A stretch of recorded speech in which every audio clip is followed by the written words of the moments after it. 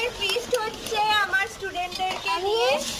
তো এই যে রান্না বান্না চলছে, এখন 2টো বাজতে গেল। আমি এই রাইস করছি, এরপরে চিকেন বানানো বাকি আছে। তো রাইসের সমস্ত কিছু ভাজাভুজি হয়ে গেছে, মানে পা দিও না। এবার চালটা দেবো। এই যে সমস্ত কিছু রয়েছে। না না, আমাদের চিকেনটা এখনো বাকি আছে, অত দিস না।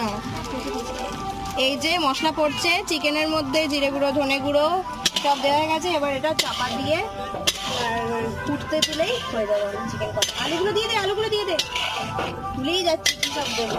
এবার লম্বা করে দেবো। রেডি।